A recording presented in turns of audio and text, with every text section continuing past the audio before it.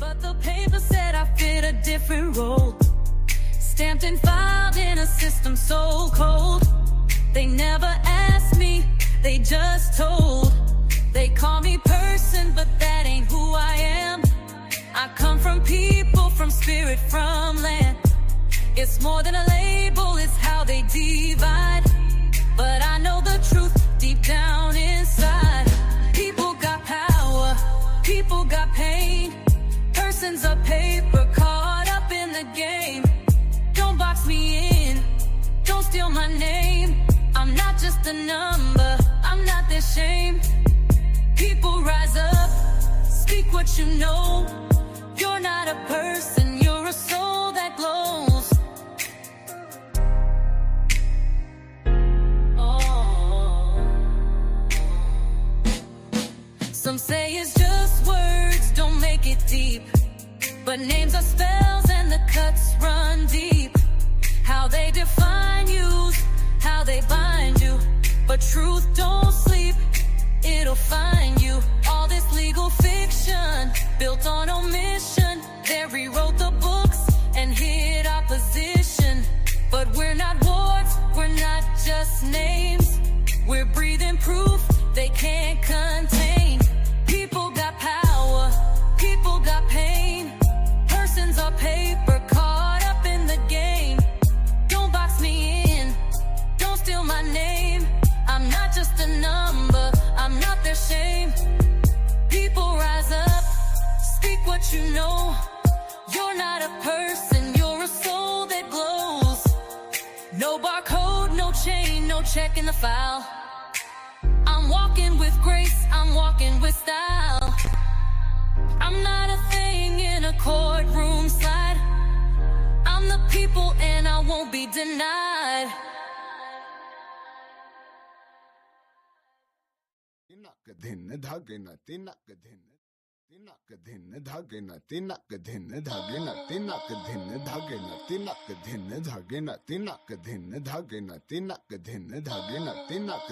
Every day I wake, I make my mind up.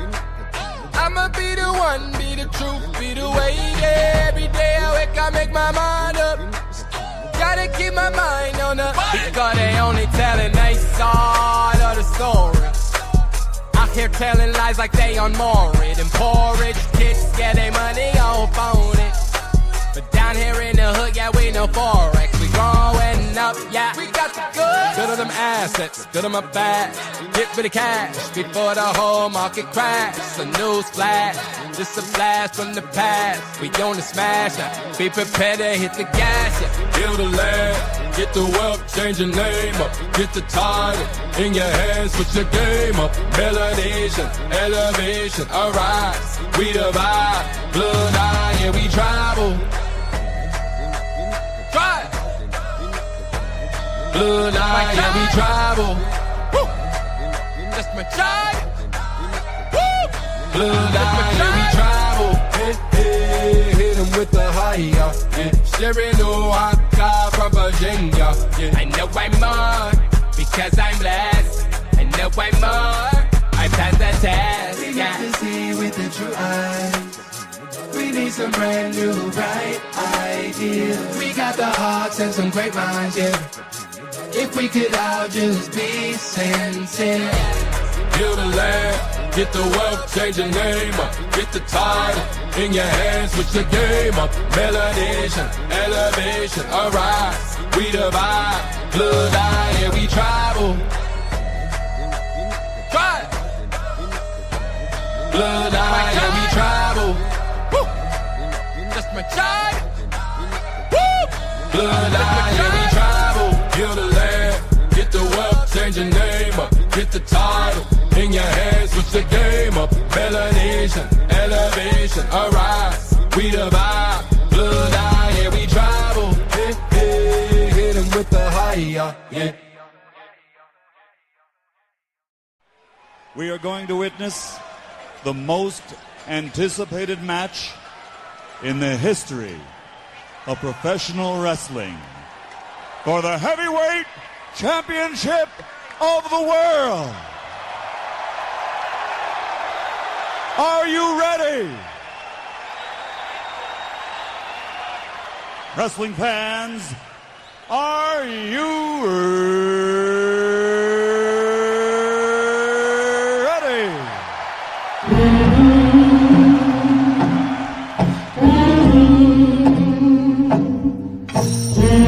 Black leaves in the Mississippi River.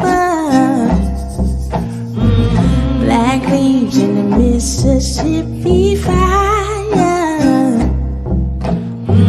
Black leaves in the Mississippi choir. Mississippi land.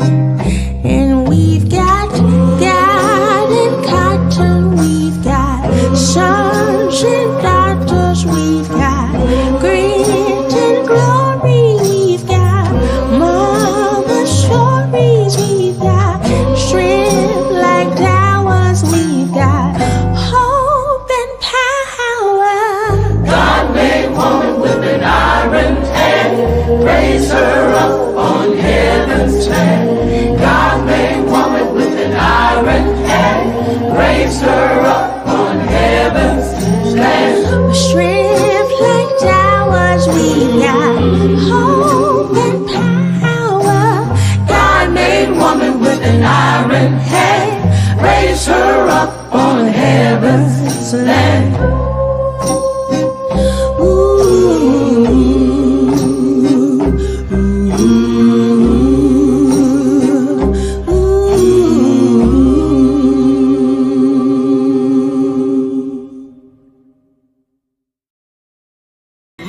This ain't pertaining to 28 Deuteronomy. Self-determination, controlling our situation. Ain't no more indoctrination from pale faces. Aborigines, which means what? Black folks. But you never find a white Aborigine. Aborigines are called natives, or they're always dark-skinned people. You and I are Aborigines, but you don't like to be called an Aborigine. Shit that we was all brought up on is fake. Oh, slavery was fake. That slavery shit that we came from somewhere else and they brought us here, that's to make us forget we was already here. We're talking about the majority of people. How could all of these motherfuckers come on a ship, under the ship and inside, and then get off the shit like it was some tourist vacation? Get off, hey, ready to work? Ready to work? Ready to work? Nigga, I've been laying in this motherfucker for months in one position. I'm sure it was a little slavery, came back, got help and all, because that was the thing. Bit. But for all black people to come from Africa, we was already here. America is ours. The knowledge that they took land from was Native American. I'm not going to deny That's what we were. Listen, I'm not going to. Matter of fact, it's funny. I'm not going to deny. Your mother, you had a picture of your mother. And I think it was something on Instagram, Facebook, something. Yo, your mama looks like an Indian. She black for Indian. That's who, we was already here. We are the Native Americans. I don't want to get into that because black people, they hate. And I'm telling you, can see it in their eyes go like this. I'm a study of that shit. So when you start telling them something good about themselves, they go, oh, I don't want to hear that shit, right? But the fact of the matter is, we was here first. If you start thinking that and knowing that, I'm not talking about sitting on Humphrey Fifth Street talking that bullshit with the tom-tom, we don't need no money shit. I ain't talking about that. I'm talking about this shit was stolen from us.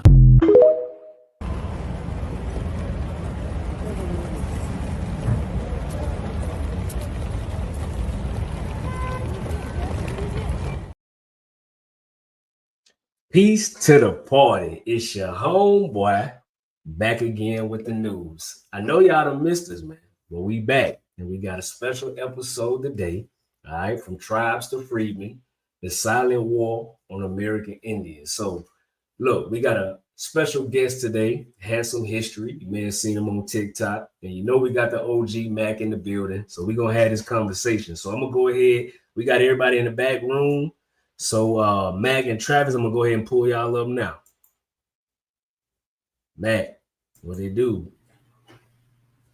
Travis, aka had some history. Yes, sir. Yes, sir. Shout out to everybody outside. Y'all hear me good? Monty, you good? You good. You good. Yeah, make shout out to everybody. It's been a minute, man. We haven't seen everybody in about since December. You know what I mean? How you doing, Travis? Man, peace to you for coming. You know what I mean? But it's been a minute. So shout out to everybody that's here with us live right now and watch this after the fact. You already know how we do it. We're not in the studio, but we do these special joints no matter where we located at. You know what I'm saying? Doing good. So I want to make sure that this is that y'all know. You hear me? Yeah, we hear you. You're good to go. We hear you good. We hear you good. So we're getting ready to go into some things, you know what I mean? And we appreciate our guest, you know what I mean, has some history. Travis, for joining us for our conversation of certain things. You know, obviously, I see the title. You know what I mean? Shout out to the party. Shout out to my Maroons outside. Esther Lusty. You already know what it is. So I got to give my shout out to everybody. Thriller, you already know what it is. It's Gullo on my side. It's nothing but Gullo over here. Yo, Monte, go ahead, though. Let's get to it.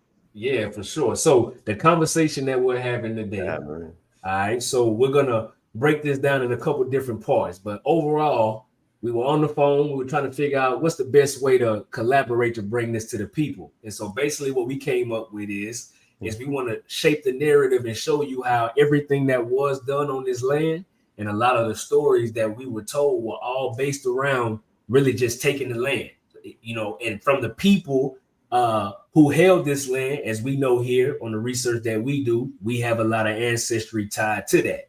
So when we saw you, Travis, on TikTok, breaking down these same exact angles, but from your standpoint, and you were getting very in depth, it just made all the sense in the world for us to have this conversation, right? So before we get started, though, you know, because you all caught us out of nowhere. So just give us a little background on what even got you going down this rabbit hole of history and, you know, what brought you to the day. Yeah. So you let me know, you know, where you want to start with your story and with history, Travis, and, you know, how you became a scholar. Okay. All right. Yeah, thanks for having me. Yeah, this is interesting. It's been an interesting journey for me. Can you oh, sorry. Yeah, we can hear you good. Can you hear us? Hold on, let me make sure. You guys hear me though? Yeah, I can hear you. I hear you loud and clear. Okay, sorry. Yeah, go ahead.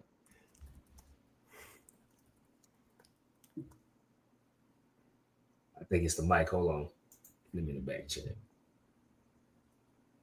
Okay. Yeah, hear me though, right? And, I hear yeah, you good, man. So I can hear all y'all. So it's always been a lifelong love. So it's not like I just got into history. You know, is it my mic? No, you good, man. Go ahead, talk. You good? If you hear us, can you hear us? Yeah, I can hear you guys. Yeah, it may be a lag. Hold on. Man, yeah, I'm blanking, but I'm hearing y'all clearly. This is on my Nah, side. you good, man. You know what I'm saying? So whenever you're ready, Travis, it's on you, brother. You hear us? Oh, I think now you went away. Who, me? Nah, Travis. Okay. You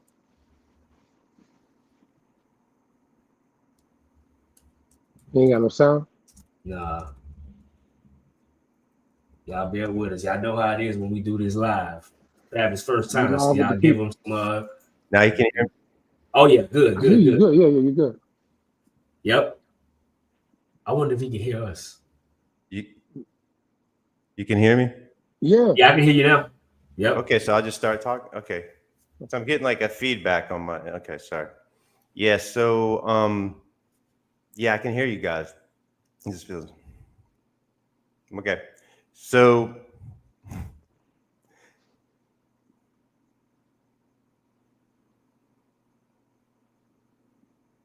okay, here I go. I think it's a delay. Sorry about that, guys. So I come at it actually with a little bit of academic background. When I was, you know, I have like 2 master's degrees that social science oriented, so required a lot of research and methodology.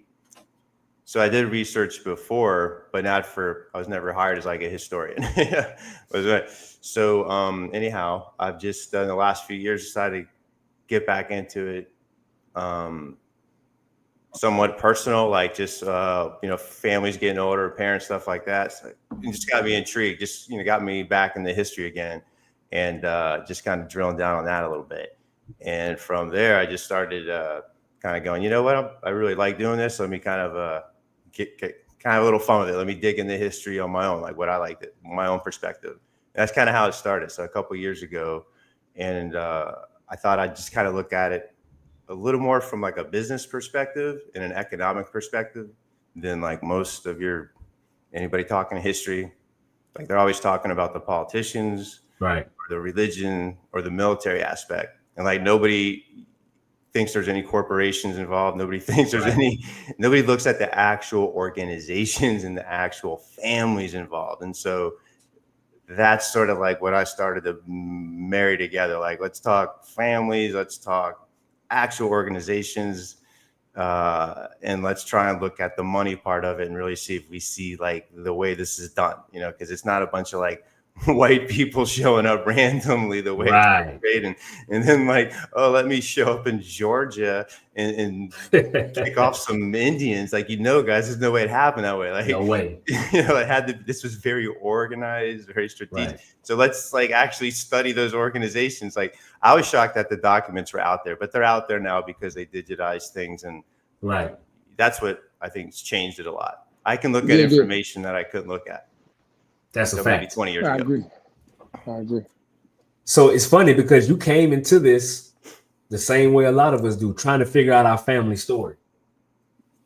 Right? So we got between in our communities, we all think we've been told this narrative of the big bad white man came and took over everything. But then when you, like you said, when you follow the money, when you follow the business, you realize there's no way possible that it was that simple for any one race to just dominate another without the help of some type of legal structure, some money involved. You know what I mean? So once you follow the truth, we pretty much seems like we come to the same conclusions. What you think, Mac? Yeah, I mean, when we watch some of your videos, obviously, what we've already covered over the last 5 years of our show on this platform, the Autonomous Party, obviously, we've covered a vast thing, something we didn't get to yet, you know what I'm saying, that we want to go into detail about. But obviously, when we seen what you're doing, obviously, in a certain topics that we really want to touch on, authors of books that we, shout out to Lee Cummins, who's joined us on our platform based off his book series and what so it brought into the Black European part and how there's Black people in Europe and all that kind of stuff as they call us today. And, just the whole history tied to it, just on the historical and lawful things that's happening. And then obviously with you, again, when we seen what you're doing recently, it brought us to do this show today on Wednesday, you know what I mean? So we can get the conversation with you. It's been a minute, you know what I mean? So, but it was great to hear somebody from your background, your ethnicity, fresh air as far as just covering these same topics, you know what I'm saying? And looking at it like how we're looking at it, like, hold on, that don't make sense based off what we know popularity tells us, if that makes sense to you, Travis. You good? Yeah, he does have a lag. It's like 10 seconds. That's what it is? That's what's going on? That's what it is. Okay. Can you hear us, Travis? Good? Oh, yeah. I mean, definitely I would. Yeah, can you hear me? Yeah, you're good. Yeah, you're good. You're good. It's just a lag. You're good. Am I lagging too much? Not too much. You're good. As long as you hear us, we good. Yeah. It's like 10 seconds, I think. So yeah, without a doubt, like there's I definitely ran into a lot of things where I'm like, oh, this isn't the way they tell the story, right? In any history book, including like private books. I'm not just talking about textbooks, Right. So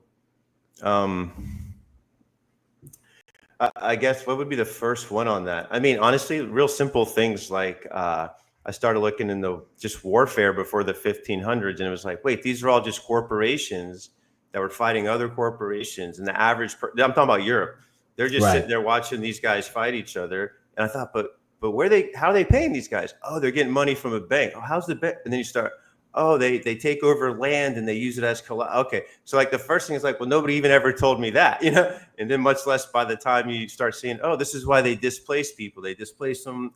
They survey the land. They do this in Europe too before they start doing it. Right. So when I start reading about like the Teutonic Knights and they're going into Germany in the third, it's like they're actually doing the same things. But when they tell us whitey the story about our lovely European heritage, they make it seem like they're clearing out these horrible pagans and they just had to do it to convert them. But now like, wait a second, that's what they were doing. That's what they came over here and did a couple hundred years later. I mean, they'd already been doing it for 300 years to their own people in Europe. Like, it's deep. That's the first history nobody wants to talk about. No, that's a fact. And the further you go down the American history, you pretty much have to learn that European history too to give the full circle of what really happened. So to that point, though, I want to go ahead and start it off with one of your videos. Basically about the hostage economy and how these church trusts were being set up and, coming into America. So I let that lay the foundation and then that'll walk us into the 1800s. So let me start with this video and then we'll go from there. Trust Church used hostaging of American Indians to build its indentured servant workforce. Monte is not playing the showing the visual. It. Let's start with the Tuscarora and Yamasee Wars ending in 1717. You say it's not doing what, bro? The visual is maybe unless it's lagging on both of our side, it's not showing the actual his actual. You can't see the video, is what you saying? Yeah, I was hearing it, but I couldn't see it. I think I know why. Hold on.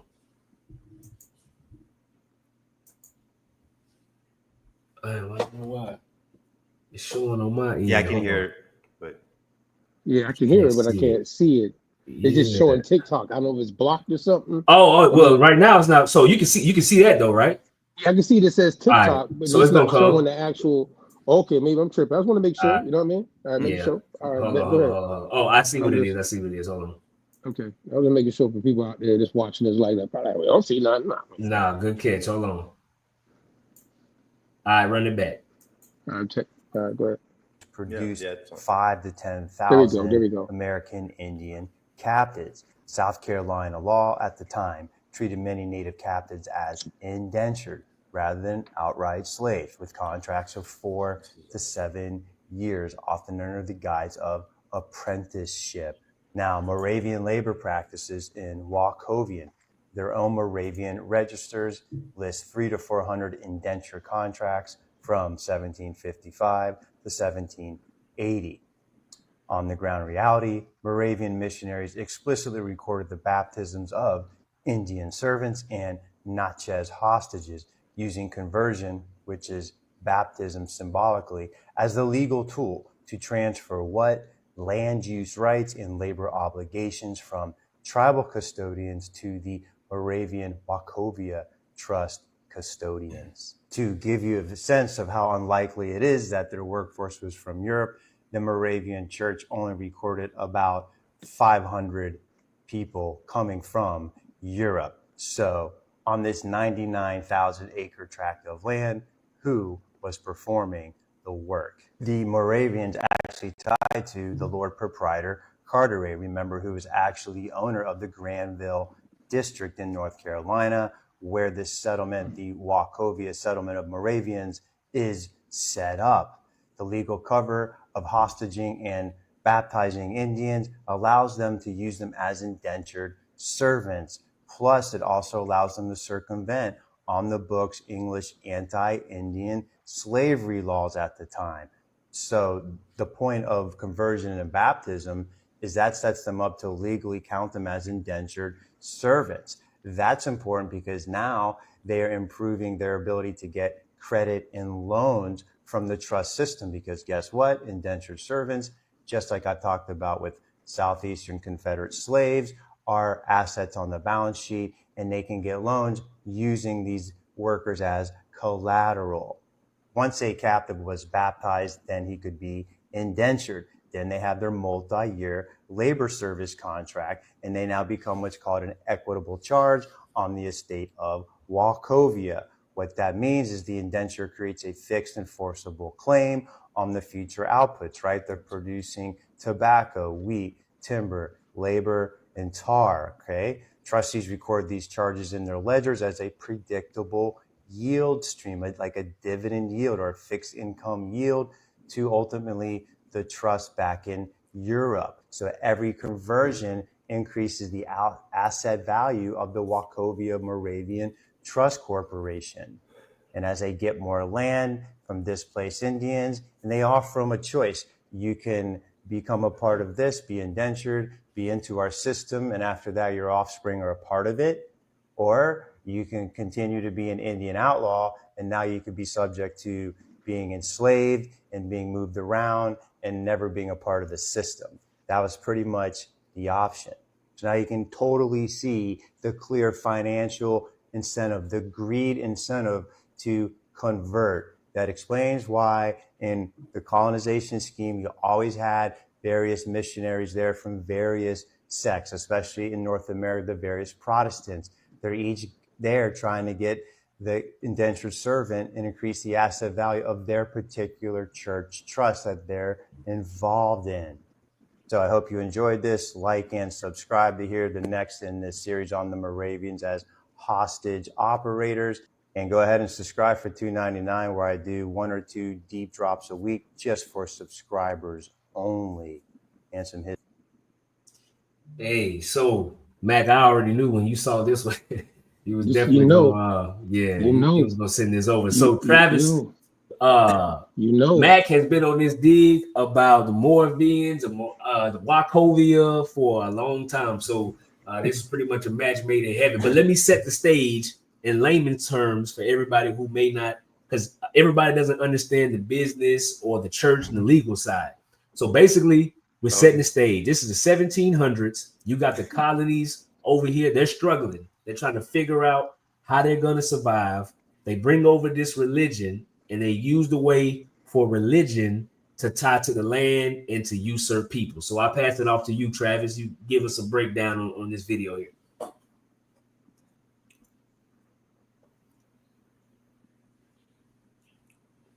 So, yeah, I mean, I thought I'd seen a lot. I thought I was like, man, this is every time I do some more research, just a tough night. You know, it's like, and then I learned they also doing hostages. So it's like, it doesn't get any better. You know? It gets worse. So, anyhow, So first that starts with the Moravians, right? I'm looking into it.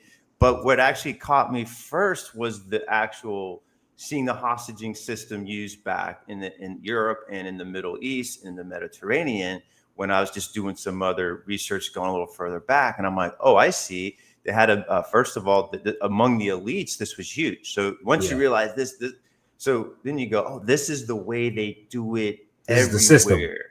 So so now that you see that famous portrait of King George I, and he's got these 2 dark melanated Turks supposedly in one of the pictures. There's 1 or 2 pictures. Well, they had just finished he was one of only 2 out of 4 surviving brothers who had been fighting the Turks, right? And that's why they got to become an electorate in the Holy Roman Empire. They're the smallest area in the Holy Roman Empire, their electorate. So who are those guys? For those guys, they're hostage elite. You start seeing it. That explains like why. Right. So this is the normal system. They just bring it to the United States. It's not like they said, oh, we're going to go over to America and like whip up on some like black dudes, whatever. Yeah. It's like, this is how they do it everywhere. And that's why once you realize it's the Huguenot, there's a bunch of Iberians, by the way, coming over here. Once you know who the Puritans are, and that's a really, you want to talk about like hidden history, because it's a bunch of white Presbyterians now. They're talking about John Calvin, and they're like, oh, I love John Calvin. I want to point out he was a crypto Jew and he's from Iberia and he was hanging out with the Basques. So do you still like him? You know, it'll be a lot of fun to have those conversations. But yeah, so then I'm like, wait a second, man, these are just corporate guys. So everything that we're calling like a colonizer, it's like, I don't even like to use those words anymore, because it just doesn't get down to it. I'm like, that guy's a corporate, like that boat showing up, the Mayflower was part of a corporation. They have articles of incorporation, they have shareholders, and on and on and on. And this is what they do. So yeah, they came over here, and what are they doing? Same thing. Intermarriage is immediate, right? Especially up in New York State, the northern, northeast of modern United States. So I start reading stuff. I'm like, so how do they do this? So the elites are basically used as collateral. Okay, so let me ask you this. So, well, Matt, you go ahead. You chime in first. So I just had something on. Wait, I know there's a lag. So, yeah, what he said was some drop first. Oh yeah, heavy. I mean, let me just pause first to say what he said was some drop, because of what I know, and y'all know. Anybody can go back on our platform and see we did an old Moravian series. You know what I'm saying? So, because they lead to a lot of things, which I know we ain't gonna get to tonight fully. You know what I'm saying? Yeah. You got to go back and watch some past stuff we've done, and me and him, Travis, tonight having this conversation. Travis, because I'm trying to be short, I'm going to use something that you use with the technology we have today called ChatGPT, right? You know what I'm saying? And within it, right, real quick, it gives you, based off of that video that you just shared, right, and Wachovia and all the things that's taking place amongst the missionary work of the Moravians, Unitas of Friends, right, another term for them, Baptist, Methodist kind of Germanic background, right, These people though, who were the Moravians? This is for everybody out there listening real quick, as he just the read brethren. it. The brethren, right? You know what I'm saying? The Moravians, Unitas Fratum, right? And it says, were a Protestant sect rooted in Bohemian Reformation. You know what I'm saying? Predating Martin Luther. You know what I'm saying? For everybody that don't know, and John Calvin. You know what I'm saying? Like this is like these people are ancient on some Reformation stuff against the Roman Catholic Church. On that understanding of it. You know what I mean? Now, when they get to America, you know what I mean? The guy by the name of Count Zinzendorf. Y'all remember doing that? That Zinzen thing, right? Zinzendorf, right? He's the one that set up out of Saxony, and he's the one that begins the missions globally. You know what I'm saying? Tied to the missionary work they're doing wherever it is at that point. You know what I mean? This is going to be what we call the 1700s. Now, when we get to North America, you know, Bethlehem, I know it's in the Bible, you know what I'm saying, for everybody out there listening, but Bethlehem, Pennsylvania, historically, is tied to this group of people called the Moravians in 1741. You know what I'm saying? And then expanded to North Carolina, Georgia, New York, Caribbean, and indigenous territories. They focus intensely on evangelizing enslaved Africans, you know what I'm saying, and American Indians, often living among them communally in settlements. So the Moravians have a lot to them. But when it comes to like this topic tonight and what they did amongst the indigenous people here, you know what I'm saying? Baptism among Native Americans. The Moravians prioritized converting tribal nations like the Delaware, which is the Lenape. You know what I mean? That's tied to what's the name? Chief what's his name? Out of where? Of the Lenape, the Turtle Clan. Saint, he's also given a saint name because of what he did, because of this time frame. It's gonna come back to me. Yeah. Tammany, so the chief of the Turtle Clan. Tammany? Tammany, thank you, bro. Yeah. Saint Tammany, Chief Tammany. He's tied to this situation. All right. So Michigan, the Mohican, right? The Shawnee, the Cherokee, and the Creek in smaller numbers, all are influenced by, thank you, God. Yeah, you know he's gonna come with it. You know he's gonna get to Tammany, right? All these tribes were influenced by the Moravians. You know what I'm saying? Right. And they were baptized by the Moravians. They became known in colonial records as Indian Christians. You know what I'm saying? Right. Got nothing to do with complexion. It's just the situation and the manner of what's happening, right? So these people are tied, often relocated to Moravian towns, tied to a massacre, and they got these German names outside of what we call Spring Place, Ohio. You heard me? But baptism was a legal effect, and I'm gonna land here. Many colonies, Pennsylvania, Virginia, North Carolina, baptism was a legal marker of status. It could undermine racial categories. A baptism Indian, a baptized Indian, or a black person was often exempt from certain slave codes. See what I'm saying? So the Moravians set the stage for what he's breaking down. I'm gonna land there because I don't want to overtalk what brother is bringing. Yeah, so real quick, I want to bring out something that both of y'all said, just kind of make it plain for the people. So we're basically talking about, so we talking about these Moravians and Wachovia. This is in North Carolina, right? Where a lot of where they laying down their whole situation. Well, really coming down from the Appalachian, right? Matt, coming on down. Okay. So they're laying the system for how the church is really integrating with the people through peace. They're not coming and taking them by force. They get missionary work. Yes, missionary work, not mercenary work. You feel what I'm saying? So they're warring and we're taking.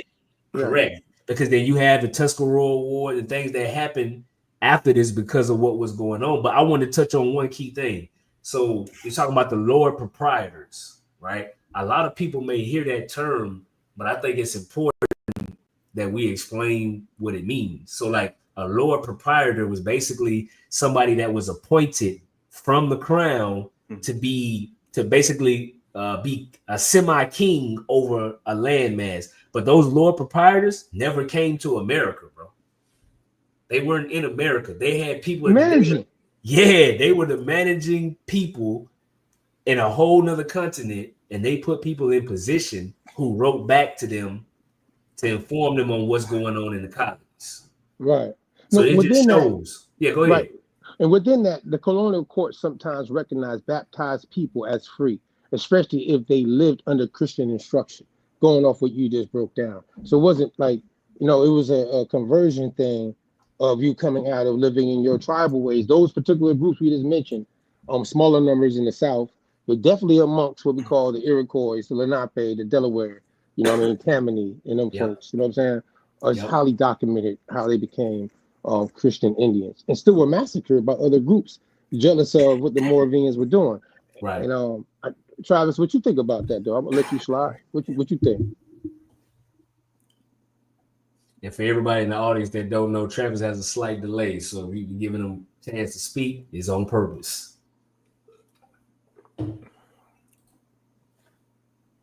Wow. So so this is sorry, that's why I'm like staying off camera, right? Because it's like a 10-second lag. So first of all, the Zinzin. I just want to let everybody know these guys aren't Anglo-Saxons.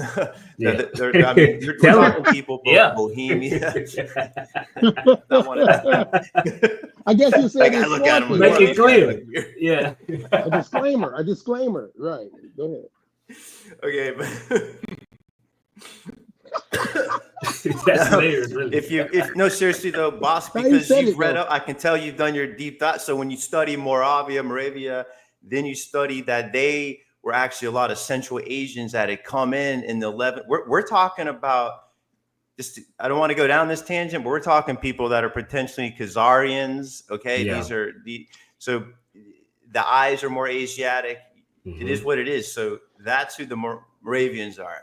That's where they're coming from. And then this guy Zinzendorf is set up, like you said, in the Saxony area, which again, remember Saxonies were like House of Hanover, the King George, the ruling family. Yes. They're talking somewhere, right, guys? They're at the country club talking this. Okay.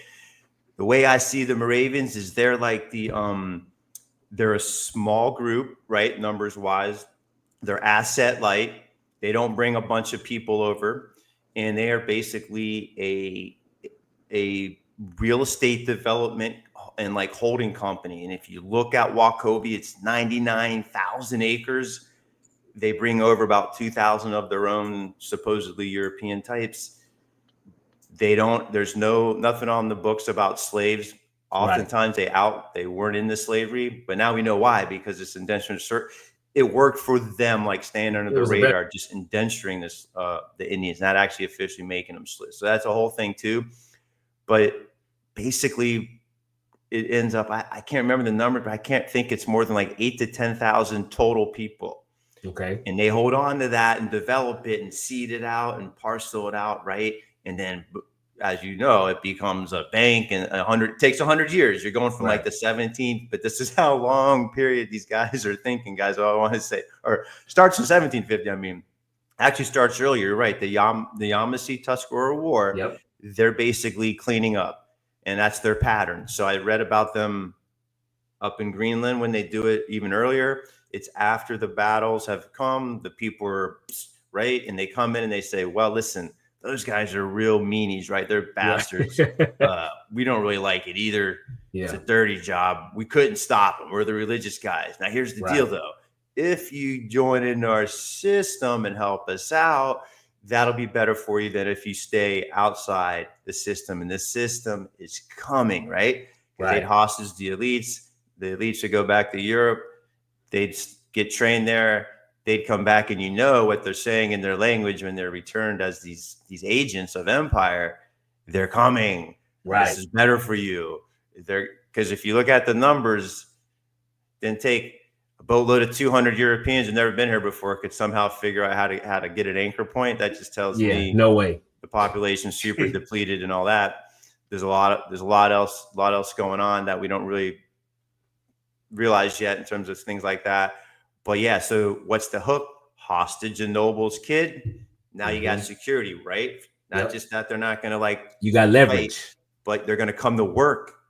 So the whole system even in Virginia, outside of these is always hostaging. So I caught on to the hostaging reading about the Lord Proprietors you mentioned in the Carolina colony, and it made me deep dive in what were their like legislation. And you read in the legislation about these Indian children. This is like right at the beginning, like in the 1680s, make sure you don't hurt the Indian children, like all these special laws. I kept going, why are they protecting right? And then I finally caught on, oh shoot, they're hostaging these dudes to make sure 50 Indians show up in the right time of year and pick the damn crop because they know how to do everything.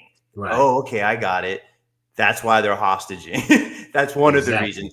And in the same time, the hostage goes on their Moravian trust books or their Catholic Church trust books in their banking system as an asset that's going to provide them 100 bushels of tobacco a year. It's going to yield 8% ultimately to these bankers back in Europe. I think now this isn't just Europe like the way we think of it. I think it's even into like the Balkans and the Central Asia. Persia is even how far the money trail could be like starting in all this, just to like put like a real like, wow, where's all the money really coming from? So it's now that you say that, so I want to establish a baseline. So basically right now, what you guys have just broken down and proved is this was the proof of the existence of the European system being laid down in America within the southeastern region, where we know we're trying to go and walk you guys up to a timeline to prove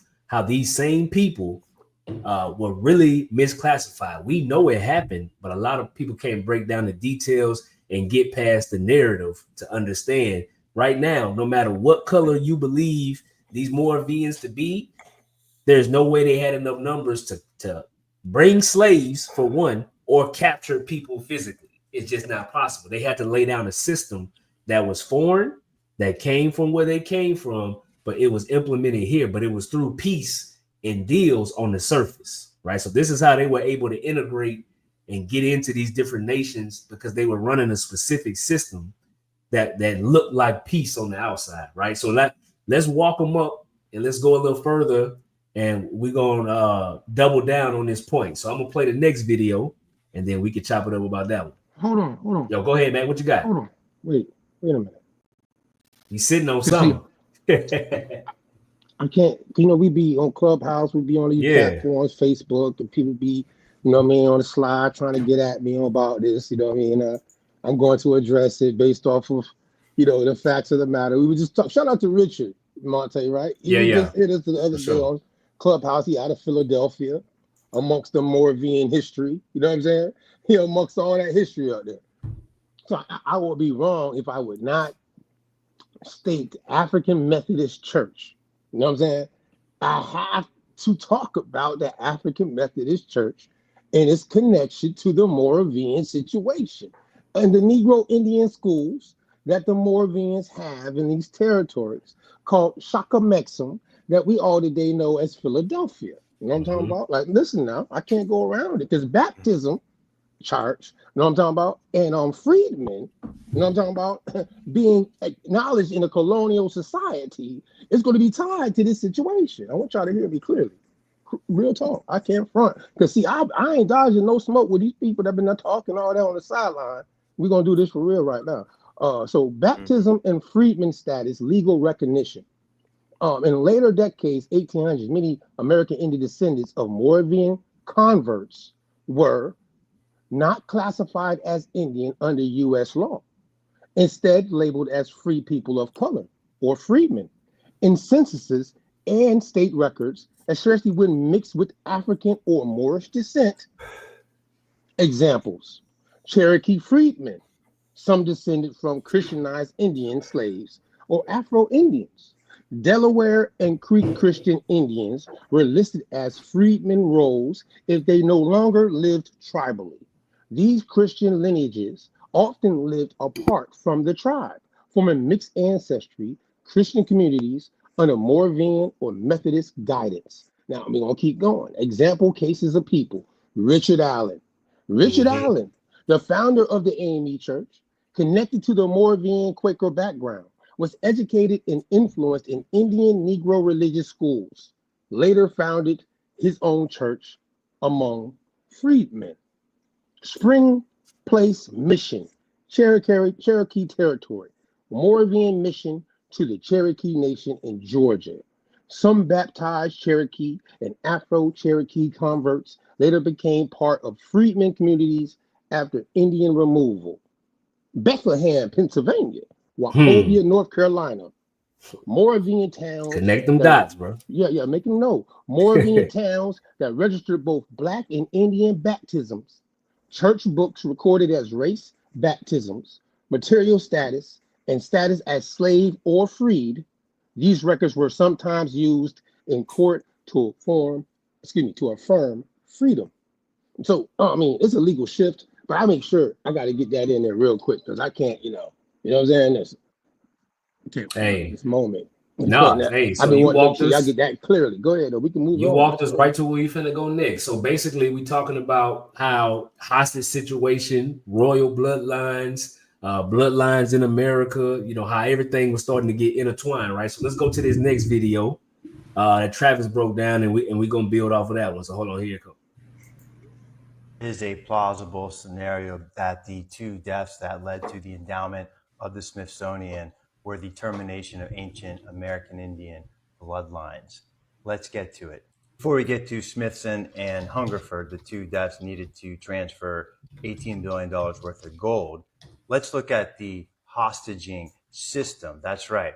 Hostages, hosting, actually intertwined meanings. An ancient system that was practiced in the colonialization of North America. Even the conventional history admits that many hostage children, especially from southeastern tribes, never returned.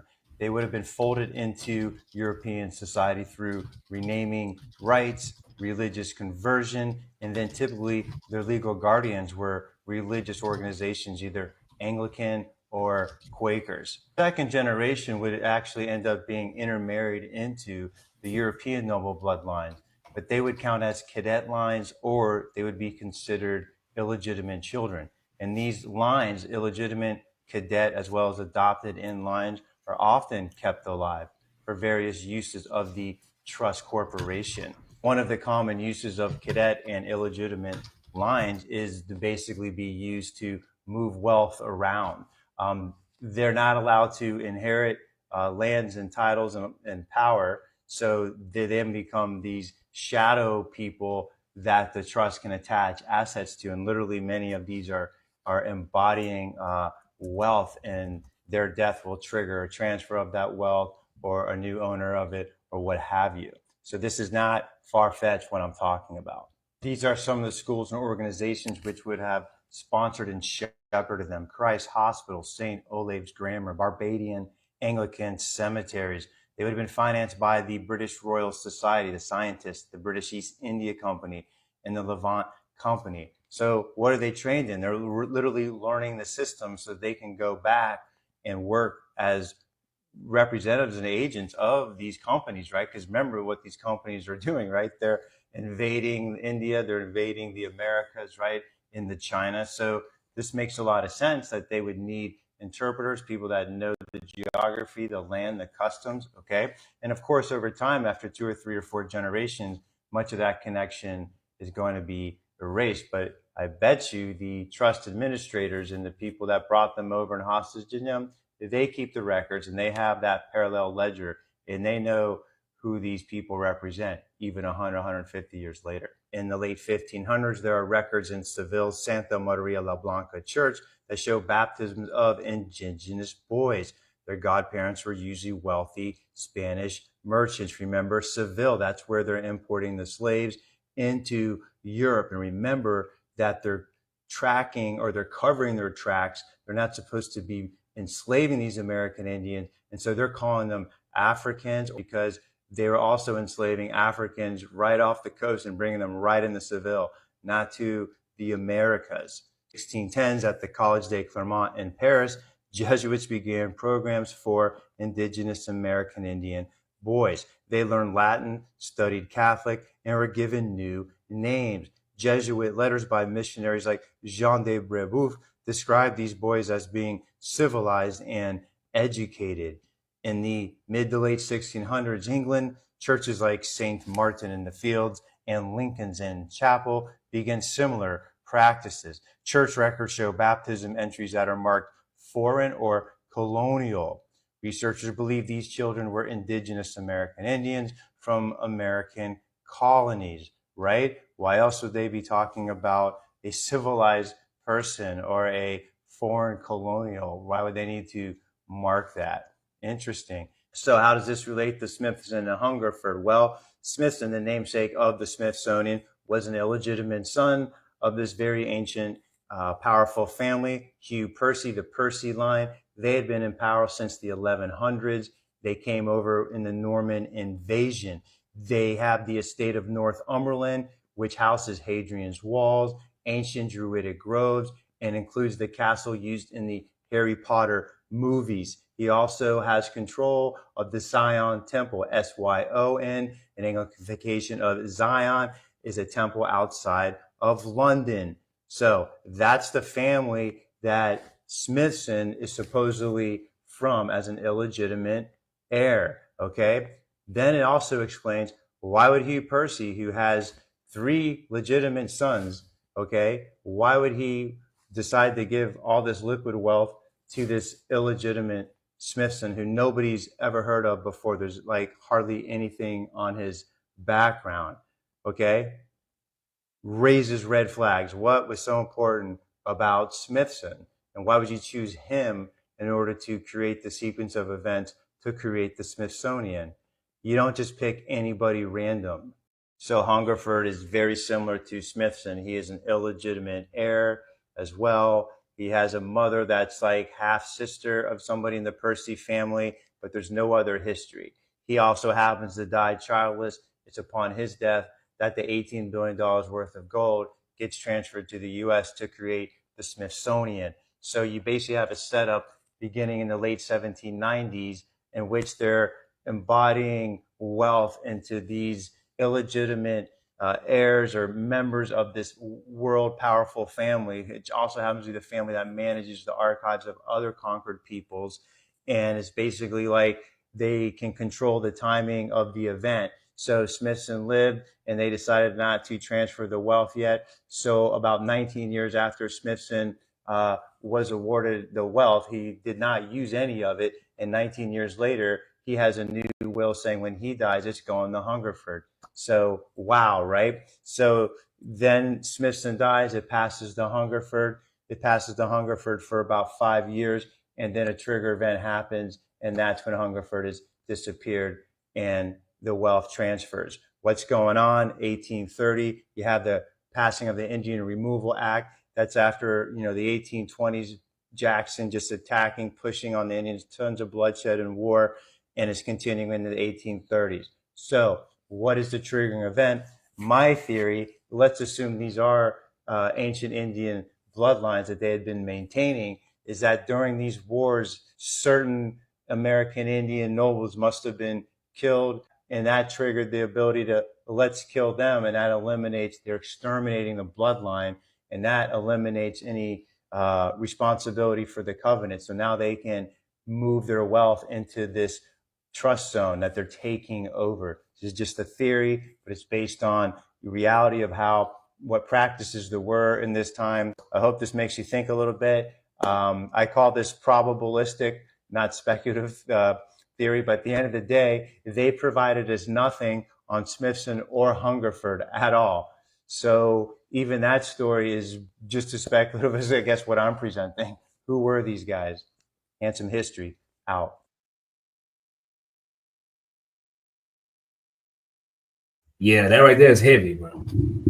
Okay. And it's gonna take you probably need to watch that one a couple times because it's several different things that you really need to lock on to. One of the main ones is when he was talking about the bloodline. So basically the system of removal is you got to integrate yourself into the bloodlines, especially the ones in power. And then when you do that, you can. So we always have a conversation within the Indian community where we talk about how did these treaties get signed? This is how. Moves just like this, having somebody integrated into, what they call them, cadet lines. Cadet lines to basically where they're raising up people who are from a royal bloodline, but they want to go and integrate them somewhere else. They have long plans for them. They go study under people. Mm-hmm. It's a big game, man. So Travis, first, give us a breakdown on that video, man. What do you think about it? What led you down that train of thought?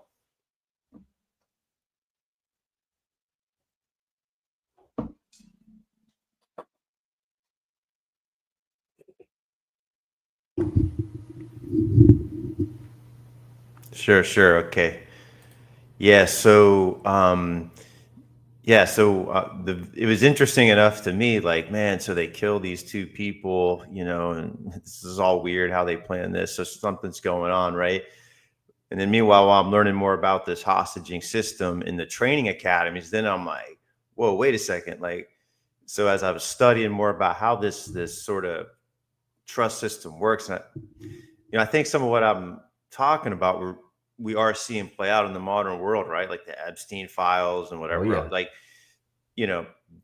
they clearly have their other system that even no matter what color you are, we're not in on it. You know what I mean? Right. This is like this. Exactly. So all of a sudden, I realized this is a common thing, using offspring as assets, planning them that planning to make sure they're childless, like make sure that can either be drugging. We obviously know other ways that can happen, right? A real high amount of manipulation. It's like, wow, this is really interesting, because they really are keeping these people alive as cadet lines typically. There's also literal adoption, okay? So there's 2 or 3 different like legal ways, like paper trails, where you'll see could be a baptism. The name gets changed. He's a teenager, and then he has a new name. He has a sponsor who's, like you were saying, is going to take them through, or fund their way through the training. So it's heavy. And then they're basically agents of empire, especially obviously the following their offspring, because they're going to obviously be mixed with the European, right, or the Ottoman, or whoever is in charge at this time, right, doing this. Wow, yeah, it's crazy. It's absurdly normal. It's just we're not taught about it. So looking at it as the normal thing, you start going, okay, who are these two guys? We know who the Percy family is. They're all about keeping the ancient knowledge, because in England they have the Hadrian's Wall, they have the Druid archive. So that's their corporate role. Okay, so that's just what they do. And here they are planning ahead almost 25, 30 years to transfer of capital to the United States, specifically to this section in Washington, D.C., which we know D.C. had to have been a sacred city, the Seven Hills. Come on, like, somebody needs to deep dive in Arlington Cemetery. Yeah. It's obviously on a mound, and you have the sacred fire of JFK, the eternal flame. Like, come on, I can't be the first to put all that together, right? So It's like, what's going on, right? So yeah, likely this has something to do, and they're setting up the new archive vault in the United States in this new continent. They're getting in, and that's what the Smithsonian. The Smithsonian is a big archive, but now they're going to collect all the relics from the conquered people in America, just like they were used to keep in vault all the conquered relics of the Britons and of the Anglo-Saxons when they came over as the Normans in 1066 and conquer what we now call England, and then roll that up into Scotland and Ireland over time. Same exact role. And by the way, fresh up on this one, well connected to our boy Benjamin Franklin. The American Philosophical Society is completely set up in writings with this Percy family, and literally one other player. Like they write each other's memoirs. They take Franklin's his archives and stuff. So Franklin's really tied in, and he stayed at the Zion House of there. That's on the record. I just want to put that in there on that. But yeah, I can't prove what I'm saying, but it's smoke, fire. Right. That's all. Smoke, fire, chimney. Yeah. Matt, what you got on it? I mean, what he just said right there, I think for everybody just absorb that, because some people have to go back and watch this dialogue with the videos. So I'm not going to add on to that part what he just said, because I don't want to get nobody thrown off. I mean, I think he gave a good detail, and if they want to go into more that he want to point to that he got on his channel, dealing with what he's talking about, like you said, where there's fire, there's smoke, there's a chimney. You know what I mean? Yep. Go ahead and follow the signals type shit. But oh yeah. Oh, on my side of it though, what we cause y'all know the title, right? Because I got more on the title, you know what I'm saying? And how everything he's talking about on that side of it, and how it's tied to the indigenous people, right? People Walk it in, bro. Baptized, right? In being labeled free people of color. You know what I'm talking about? So obviously, the Moravians, as we were just talking about, and what they were doing, Benjamin Franklin, as we've talked about on the show, our platform many a times, right? Or Lee Cummings, right? 1752. But when we get to 1790, I'm gonna get like that, right? Because there's a census being taken now in North America, right? Dealing with the nation now, tied to the Second Continental Congress. Now, George Washington, he's involved with a lot of events at this time. You know what I mean? International treaties, domestic ones, you know what I'm saying? The Continental Congress, Declaration of Independence, and all that good stuff. But in 1790, it's something, because I want to stay on this, make sure everybody catches this part. There's a treaty that was signed in New York. You know what I'm saying? The Treaty of New York is what it's actually called in 1790. And especially following the removal of treaties like those in 1830 and 1832, prior to that any removal time frame.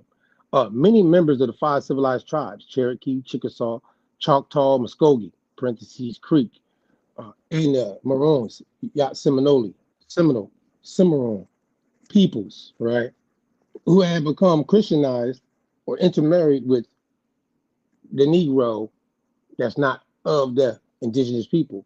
Put like that to keep it simple for some of y'all. Moorish, Yahudi, Negro de Guinea, right, whatever the case, began to be legally classified as freedmen or free people of color based on treaties and the U.S. federal policy, right? Now, the Treaty of New York, 1790, and mission influence, back to the Moravians. While the 1790 Treaty of New York focused on land and borders between Georgia and Creek lands, it didn't directly address race. But over the early 1800s, Christian missions, including Moravian, Methodist, and Baptist, deeply influenced tribal life. These missions converted many Creeks and Cherokee individuals, indigenous, the Negro, or mixed heritage. Baptized converts were increasingly seen through Euro-American racial lens, labeled Indian, Negro, or sometimes both, depending on ancestry and appearance. Post-Civil War, we know, but I'm gonna leave that for later because I don't want to skip based on this Freedmen conversation. We almost there. You know what I'm saying? I don't want to skip, but it was something I said I was going to read too, also real quick for everybody that, you know what I mean, tapped in with. This is early on our Twitter joint. That's where the news that go from our website, theatonomousparty.com, and plug that in. You know what I mean? You go to our news, it take you to our Twitter. You know what I mean? That's where we post a lot of stuff you can go read. You know what I'm saying? A lot of sources, material. A lot of source material stuff, strictly, right? But there's a situation dealing with the Moravians. We already read over that, but in the Bohemian thing and everything. So what I think also people got to understand is who are the group of people that's tied to what I just read about going into the Indian removal that are being labeled free people of color. And then we got to look at some other treaties that's happening in the expansion of North America. That are now also being labeled indigenous to the land west of the Mississippi, and how they're being brought in, but also not being called free people of color. And that's the interesting situation, right?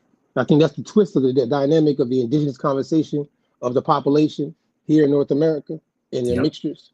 But however, just the timeline of treaties let you know what I'm saying, that you got to keep that in context.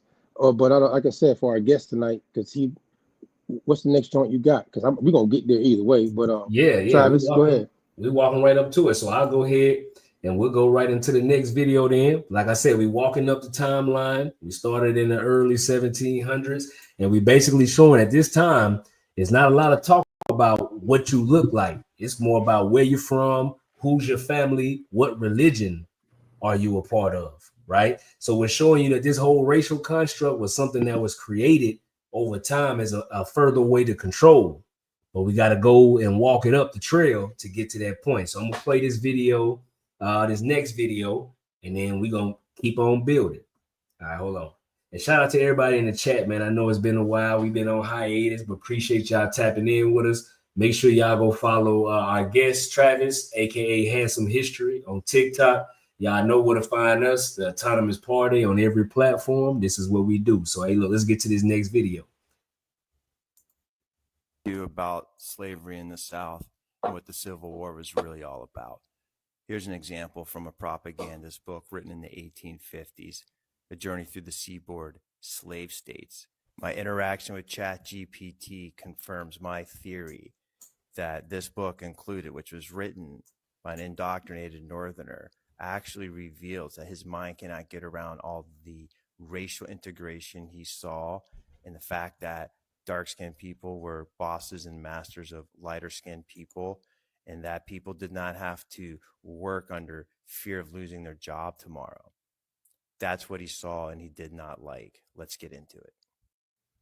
First of all, ChatGPT affirms my point that the writer was a propagandist. He was writing for an audience of white, mostly white Protestants in the North, upper middle class, and of course the capitalist owners who wanted nothing better than get a shot at all that land in the South combined with cheap free labor.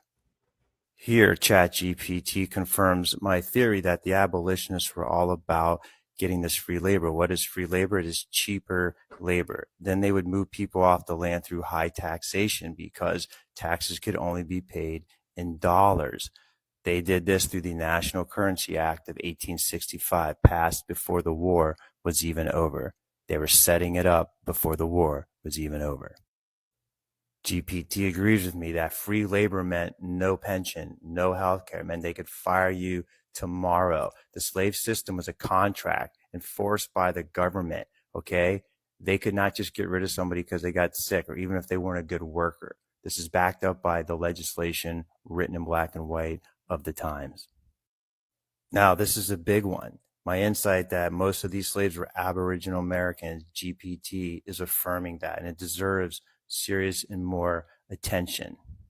While the history books are full of talking about Moors and Native Americans were mixed Mongolians, or they were Mongolians mixed with the Moors that came over, or they were Mongolians mixed with the white or dark-skinned Europeans that have been coming over. What's always left out are the Mississippian original Indians.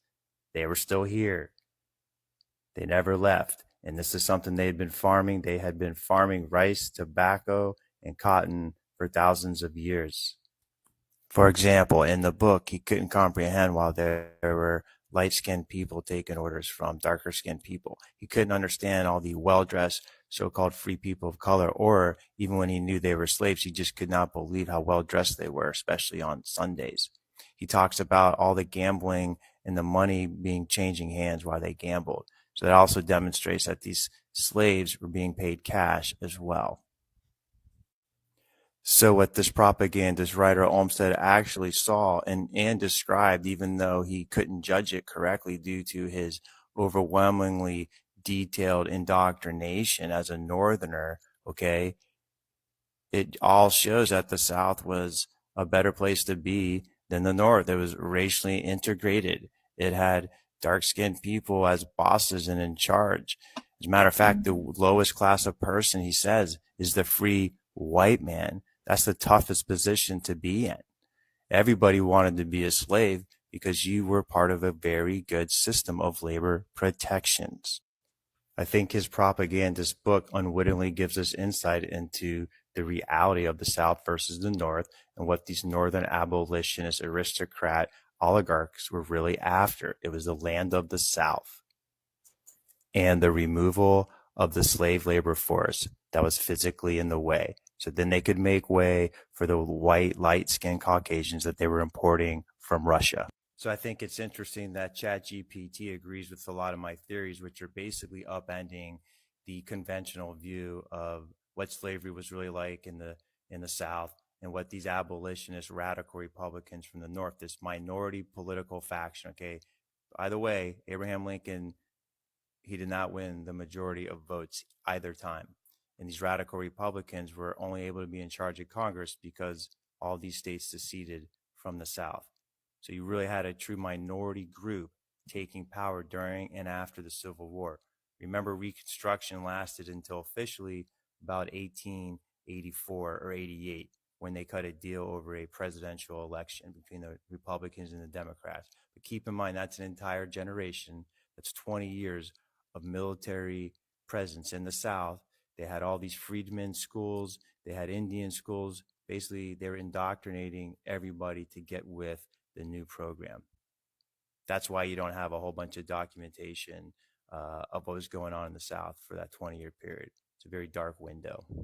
That's also the period of the rise of the Ku Klux Klan, the rise of these racist white people, all the black codes. That all happens after the Civil War. These white people are brought in from the North. They are people of Caucasian origin. Again, that's a new phrase they start throwing around in the 1850s. The source of that is Russia is over in Europe, obviously Far Eastern Europe, and they are crushing people between the Black and Caspian Seas, pushing up against the western border of the Ottoman Empire and Turkey of that time. They were persecuting Jews within Poland. They had taken over Poland. So they're pushing all of these people. A lot of these people we think of nowadays as Slavs.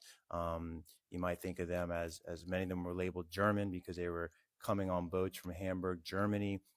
These people were Polish, they were Russian, many were Jewish. We have groups called like the Circassians. Okay, it's a group of white people that were enslaved all the time by the Turks, and all of a sudden that group disappeared. I believe they fall under the new label they came up with of Caucasians, and then they try and tie those type of light-skinned people to light-skinned people, say of England and Ireland and Northwest Germany, and lump everybody in together as Caucasian. You do not see that phrase of white people as Caucasian before the Civil War. That's something that you see arise after that war.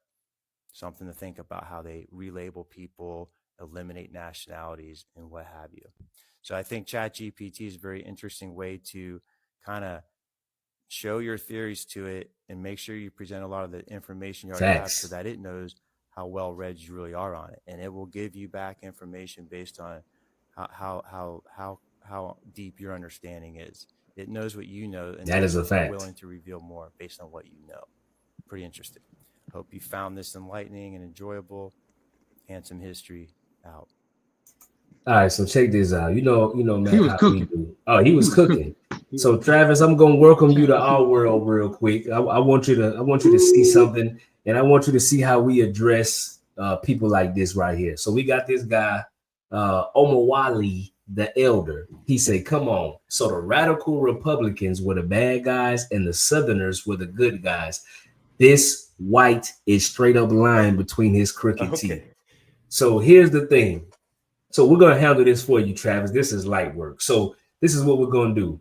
So the two so-called black men that you see on this screen are Southerners, as well as Travis. He's actually a Southerner too. But let me show you. So Matt, it's the perfect time to go ahead and go to this treaty, bro. Let's walk them. So now we in the 1800s. All right, we're in the 1800s now, and now all the racial games are starting to be played. Okay, we got the racial games being played because really what's going on is the South is the gold mine when it comes to agriculture.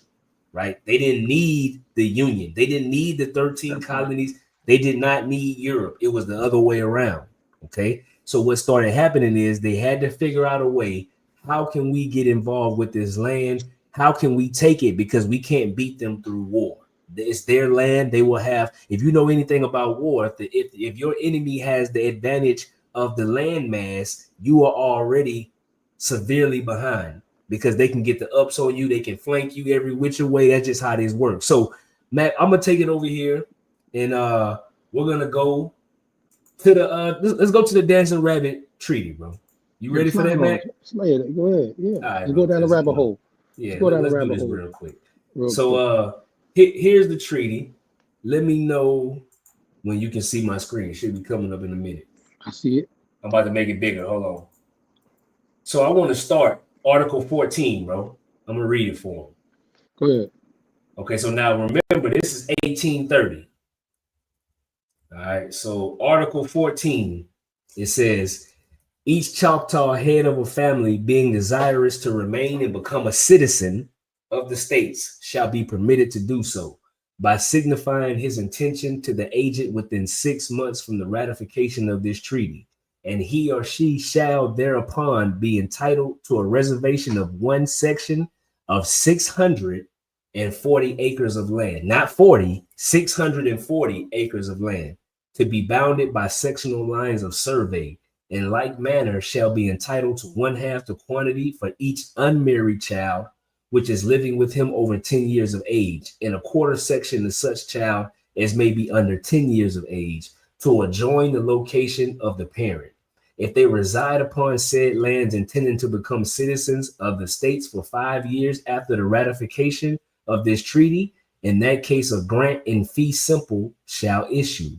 Said reservation shall include the present improvement of the head of the family or a portion of it. Persons who claim under this article shall not lose the privilege of a Choctaw citizen, but if they ever remove or not to be entitled to any portion of the Choctaw annuity. So right now, what this is saying is, if you were in this area, which is the Mississippi area, so not just what we know as the state of Mississippi today, and you chose not to go to Oklahoma, you have now just become a citizen of the new territory. Okay. So now by taking that state citizenship, you are subject to a different set of laws and jurisdiction. That same state citizenship ended up becoming federal citizenship after the Civil War, which is why you had people from the North come and overtake the Southern Republicans, which were majority, what they would call Black people, and they put government agents in place as Republicans to be able to get certain laws passed to be able to, that was the real Reconstruction that was happening. Okay, so it wasn't because the big bad white man came and took it over. It was because the legal system that was forced upon us happened, and our people were reclassified in these areas. So you can't go by history and in your feelings about Democrats and Republicans now. That is a far cry from what it used to be when it was first established. This is just about, forget your political affiliation. This has nothing to do with that. This is the autonomous party. We don't go either way, but the truth is the truth. And we know who these people were in these areas because we know our genealogy. All right. So it's just that simple. So, you know, we don't duck no smoke, bro. So you can have your opinion, but you know, we don't deal with the disrespect, but please believe everything that we talk about, we've researched it. So what you want to hit on here, man, before we pass it over to Travis? I mean, I'm glad that you did show this source, though. You hear me? Yeah. Because, you know, as Travis, the party, will verify sources like this and plug it in to AI and let it read and find other sources tied to sources like this. Oh, this is a gem for y'all out there. It will help you in your research. Same as with any log information of your genealogy if you plug it in. You know what I'm saying? You just got to know how to use it and what you're looking for. Now, if you're going to let it hallucinate you because you're hallucinating, you'll find anything that you can go hallucinate about. You know what I'm saying? Yeah. Just let you know out there. That's hilarious. But this rabbit hole dealing with this treaty, you know what I'm saying? Dancing Rabbit Treaty, it also applied to all the other tribes. You know what I'm saying? From what we call today the 5 civilized. You know what I mean? For those who did not leave tied to what we call Oklahoma, this treaty is an example of the blueprint that happened throughout the Southeast. Right. And many other tribes that are not maybe tied to what they call the Confederacy terms, but were in these regions who did not leave to Oklahoma and now being clarified on the document that you just read as now being called free persons of color. Right. Assimilated. And obviously later on, when we get to, 1865, they're going to be labeled as freedmen along with the other people, Black Europeans, etc., who are all being lumped into the category as free people of color at this time based off colonial in the United States of America's time frame. Being like we're about 250 years in on this nation being, right? So in that situation, I want to read something real quick though. Real quick, let me find it. Hold on. We're just tied to this situation. I mean, sources matter for everybody out there. Trump recently, You know what I'm saying? Deal with the birthright citizenship thing. You know what I mean? Yeah. And when I brought up earlier how this treaty is tied to the expansion time frame, I'm gonna throw a treaty out there for y'all to understand what's going on. It's tied to a war, you know what I mean? And everybody needs to understand this war, which obviously would be after the time frame of the Indian removal time frame. And those tied to like those treaties like the dancing rabbit, you know what I'm saying? It's affected people like or tribes like in others, Confederacy called the Choctaw, Kashita, and all the different terms we can go into, right? Kasheta, right? All the different pronunciation on Magichi, don't get me wrong.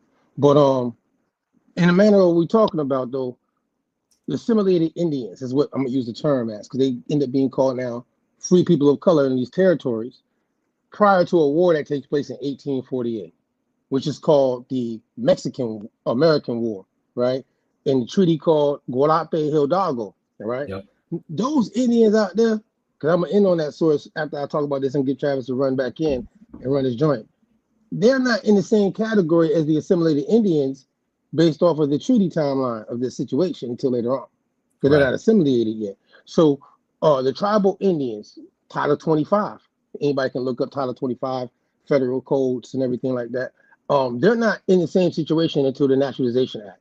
But when we get to the late legal basis, 14th Amendment, 1868, all persons born or naturalized in the United States and subject to the jurisdiction thereof are citizens. Originally, Indians not taxed were excluded from this definition. However, if indigenous persons left the tribe, accepted private land allotments, the people be doing genealogy and finding what their surnames attached to. Correct. You know what I'm saying? Or entered U.S. institutions, military, education, tax rolls, the baptism thing that we've been talking about from earlier, right? Key acts, Dawes Act, 1887, that pushed assimilation by offering land in exchange for citizenship. That's gonna be after, you know what I'm saying, when this is happening for other groups. You know what I'm saying? Yeah. That they're like, hey, y'all out there, look, This we're is gonna 50 do this years with y'all. after it was happening in the Southeast. Easy. Right, Southeast has already been assimilated. You know what I'm saying? So with that understanding, those people are not in the same situation as U.S. citizens before 1924, the ones that's out there tied to that treaty in 1848. But I just want to put that timeline out there for y'all to go do your research, you know what I'm saying? But the assimilated Indians tied to that dancing rabbit and the ones in the Southeast, they're being labeled free people of color by the time we get to 1848. And there's already wars still taking place called the Seminole Wars until 1858. You know what I'm saying? Remember that. So because a result of these actions. So all right. So yeah, so Travis, I want you to chime in. What do you think about what we added on to the video that we just presented from you?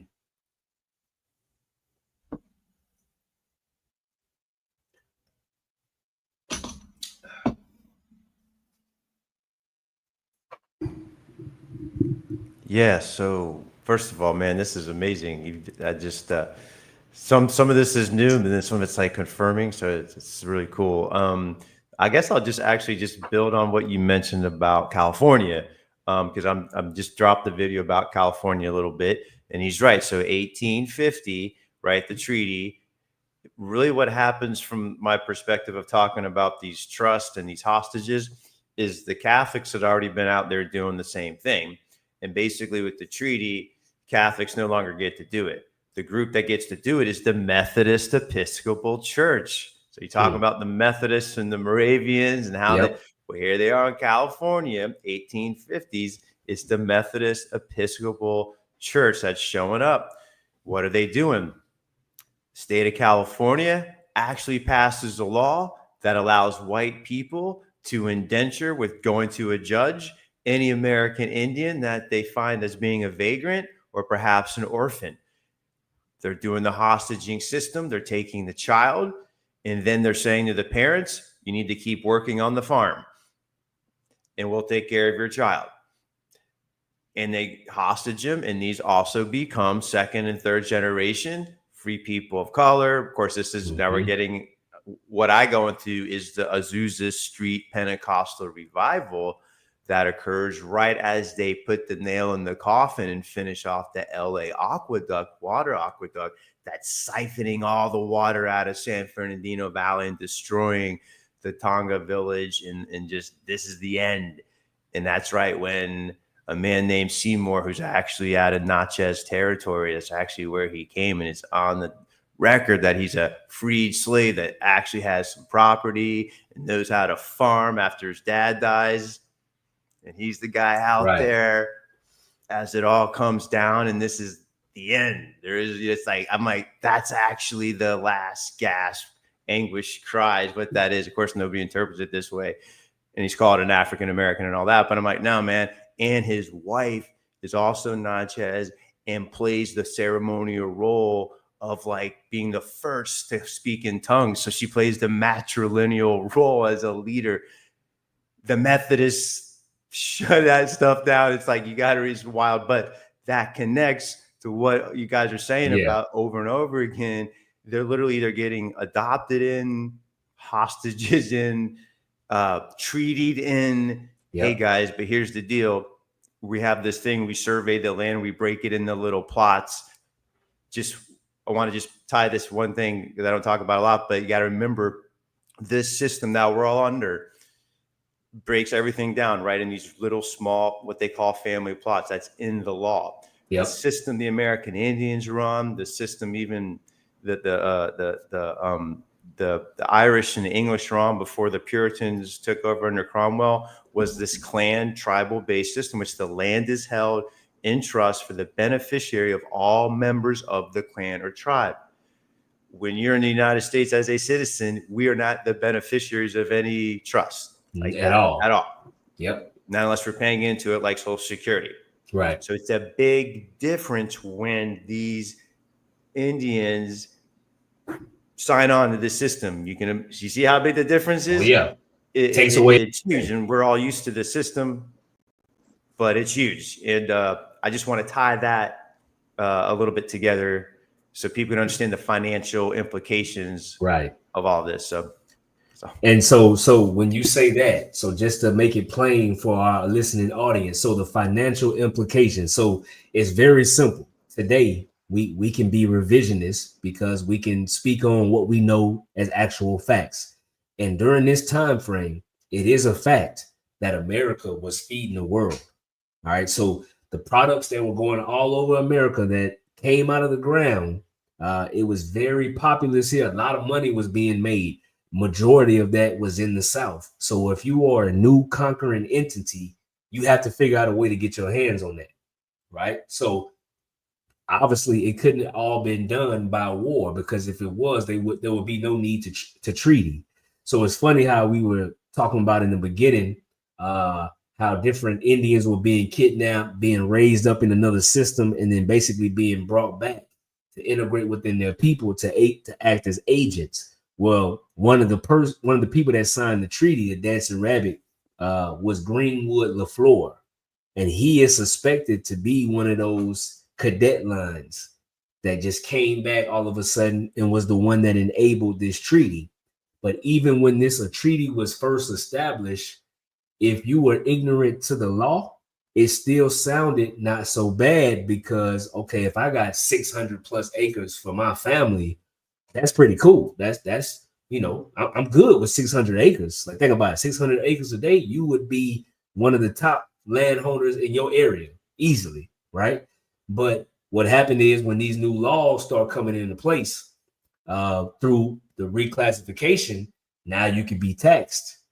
Now you could be subject to things that you didn't even know existed, right? So it was a system that was taking things. It wasn't the KKK, and then that was just all the propaganda that was brought upon to create this racial caste system. You know what I'm saying? So as we progress, that's what we're trying to unfold, that it was always a mixture here. The Indians was already holding court, doing what they do, but we got tricked out through paperwork and legalese and business maneuvers. Yeah, so hold on, we got somebody just said, is this where 40 acres come from? Yeah, that's why I emphasized when it said 640. So they came with the slave story talking about 40. No. It was way more than that. But obviously, they don't want to lean into us talking about that side of our history because it's supposed to be this big secret. What you got, Matt? No, I'm just saying, you know what I mean? Because, you know what I mean?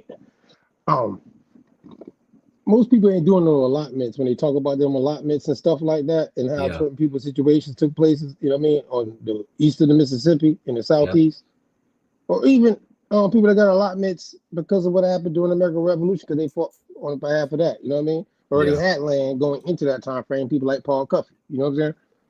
There's so many examples, and when people see that one person, they be like, "Oh, that was just him." No, there's a lot of people like him. Because you got to understand, like, you heard Travis say here today. You know what I mean? That the people that were coming over tied to the Moravians are not what we call today Anglo-Saxon people. And I mean, him here, he's not being biased. I'm not being biased. You know what I'm saying? But people, because they're coming out of a certain region, automatically, inclusively today, based off the racial ideal we've been given, that's kind of messed us up on understanding American history. You know what I mean? Yeah. And the different denominations and how people came to this term baptism. Because, you know, black folk love to be called Baptist. Oh, yeah. You know what I'm talking about? More than they might even use the term Christian. Mm-hmm. You know what I mean? Even with all the denominations, Methodist, Episcopal, all that joint, Pentecostal, Seventh-day Adventists. You know what I mean?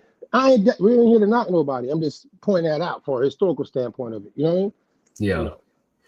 Hey, so with that being said, so we walking into this lie, this propaganda, right? So you see the North was hating on the South, saying they got all this stuff going on, and old boy who came down, he couldn't believe what he saw, and he's writing back this propaganda, right? So let's peel back this other layer, which was, it's clear that we already showing that people that look like me and you, Mac, we was here as either Indians, you got some black Europeans coming, but then we got this other group of Europeans who they swear came over here rich.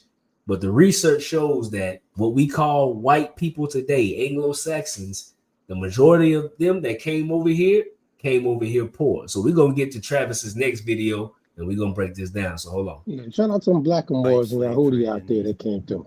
Yeah, for sure. United States. From a business journal of 1858. Our admiration of this new system is unbounded. It is so simple, so economical, so profitable, and so perfect. Buy land and bait it. Mr. Thayer was a very wealthy abolitionist northern capitalist family, the Thayers, also major elites in the United States military academy. Mr. Thayer is a buy land and bait it type of person, and white slaves will settle on it as thick as flies on carrion. Not Indians or Africans, for they have too much sense to bite at such bait. But white slaves flying from the land monopoly in Europe to the incipient land monopoly in America. From DeBow's Review, 1858. It goes on to say the white slaves coming in from Europe in 1858, they better their condition by this exchange, and though they are slaves still, they are allowed more than in the old countries. So they were slaves in Europe, and he's saying now they're slaves in the United States, but it's a little better slavery. That's how bad Europe was in the 1800s. We should prefer savage liberty to the condition of these white laborers, even under the auspices of our organized emigration. They then referred to another Union senator, Sumner. He propounded his theory before this Mr. Thayer, for Sumner spoke of, I quote, sending capital in advance of labor. So what he's saying there is the setup is to get loans from the banks, buy these new public lands that are coming up as they kick the Indians and everybody, I mean, going west, right? This is 1858. And what they were doing is the government would initially own the lands, like the Congress, and then they would sell them. So these guys would get their loans from their banks in New York or over in Europe. They buy Homestead Acts. the land. The land's not worth anything unless you have people to work it, farm it, whatever you're going to do. And they had this whole bait and switch in which they'd basically pay for these guys to get transported over to the United States, and another company would take them. They were called immigration companies. They'd take them out to, say, Kansas, or at this point even Utah, and they would be enslaved by a master there. They were calling it servitude, but it was way worse than Southern slavery because it had no lifetime guarantee of employment. It didn't have any requirement for clothing or food. They can get rid of you right away. And that's what this magazine, which is a cross-sectional, it's not a Southern business journal, it's just a United States business journal, is specifically labeling over and over again white slavery. This new abolitionism proposes to expel Negro slaveholders and Negro slaves, because white labor is cheaper than black, because its supply, its meaning white labor, is inexhaustible, and because white labor, it more rapidly settles the lands of these speculators and enhances the price of the lands. It's a lot to unpack here, but you hear what he's saying? That they're going to expel Negro slaveholders. So right away, what's that telling you about the makeup of the Southern slaveholder skin-wise? Negro and also expel slaveholders. the Negro slave. Now, why would you need to expel tortured and unhappy and miserable dominated Negro slaves? Right. Wouldn't you just ask them? Wouldn't they just be happy to leave? No, you have to expel the Negro slaves right along with the Negro slaveholders in order to make way for these white slaves who will work for practically nothing. Lord. Straight from the facts. This isn't even from a history book. Facts. This is literally a business journal in 1858 calling out the system, describing it exactly as is, and showing you how these wealthy northern abolitionist capitalists from these ancient families at that point already had 500 years of wealth built up, some of them 800 and 900 according to the records. What are they really doing in the Civil War? They're clearing out the best land in the world, the best agricultural land in the world. In the world, Craig. Hey, Ooh, that's the list, that right there was, bro, when I first saw that one, I don't hear no more right now. I said, oh yeah, he knows what he's talking about. Hey, Travis, listen here. Hey, much love to you, bro, because that right there, we've been preaching this. We've been preaching this, and we've been telling people, like, look, this slavery shit is a lie. Like, so Travis, just to give you a backdrop, we've been going down the methodology to basically say, look, instead of continually trying to have black people find and prove if they're African slaves, let's go reach out to our white counterparts and let us show them their genealogy so you can see that they were not slave owners. As a matter of fact, they probably were the slave, or they weren't even here in the early 1800s. They weren't even here when slavery existed anyway. Because most white people, I was in the military, met a lot of white people, had these conversations. A lot of them couldn't even go back 2 or 3 generations in America. That was the average. I had some who could get to like the Oregon Trail time frame, but the majority, they were new. Like their great grandparents got here in the late 1880s, the early 1900s. So I wanted to hear from you. Like, what did you find in your own personal genealogy? Have you talked to your friends about you guys' story? Like, you know, give us some insight onto that.